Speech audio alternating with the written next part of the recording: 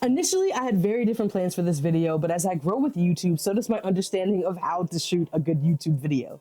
With so much content to go through and not too many well-scripted transitions, I decided that this was going to be the best approach to talk to you guys about my travel over the last 2 weeks.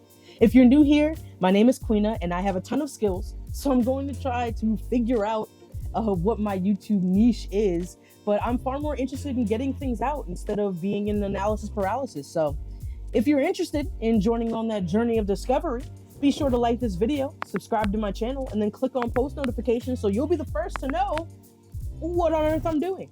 Now, over the course of the last 2 weeks, I've been traveling for work in 2 different contexts. In week 1, I was in Atlanta. I got a new client who just opened up a juice bar looking for someone to handle their social media content. About 2 years ago, I got into creating content for small businesses. It is one of the ways that I make money as an artist. It kind of just made sense to include this as a service because I've acquired the skills of shooting, editing, writing scripts just from creating my own videos. I position myself with this client as a 360 social media marketing agency, which means that I fully take control of their digital brand for 30, 45, or 60-day contracts. I shoot and edit everything, I write the captions, make the posts, reply to comments and DMs, the whole nine. For this particular client, my focus was on vertical video and lifestyle content. Their current page was how you would say generic, pretty stale, a lot of stock footage. I typically take a more informed approach when working with businesses, like, who's your target demographic?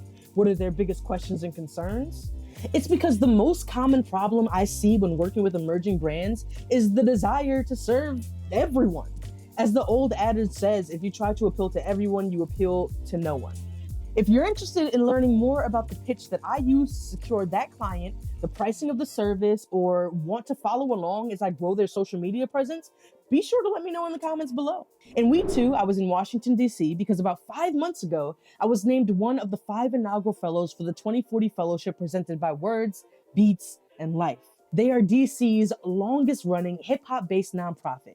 In the last year alone, they've engaged more than 30,000 youth and young adults through in-person and virtual programming designed to educate and inspire. This includes just over 3,000 students in arts education and creative employment programming in schools, libraries, and community spaces.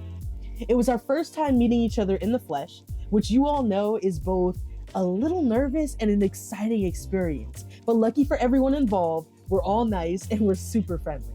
The purpose of the fellowship is to bring together creatives interested in developing something that can make an impact in our local communities and make a difference in 5, 10, and 20 years. The project that I'll be bringing to life is a nonprofit called Join Creativity. It is a platform to help creatives find the resources to elevate themselves and their careers. That website is now live, so you can visit it at www.joincreativity.org.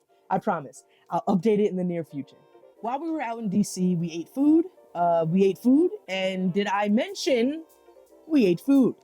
We visited Busboys and Poets to have lunch with the CEO, visited the MLK Memorial Library, Planet Words Museum, and spent time together as a group during our working sessions. We learned more about ourselves and the projects that we've selected.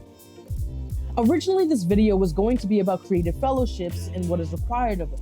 So I also interviewed strategy and innovation specialist and the executive director of WBL on what fellowships are, what makes a good application, and what materials you'll need to secure one.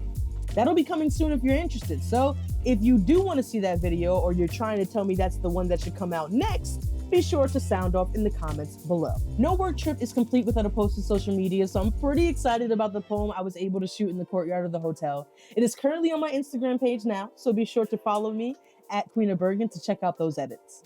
I spent much of the remaining time mentally preparing for all the content that I get to edit over the next 2 weeks. I need to be strategic in order to complete my goal of 20 videos before the end of the year, so be patient with me as I churn out these pieces, making this one, number 3, with only 6 weeks left of the year. With that sense of urgency, I am truly at the mercy of the YouTube comments, so please put some topics down below that I can answer for you before the end of the year. I can't wait to check you all out in the next video. Peace.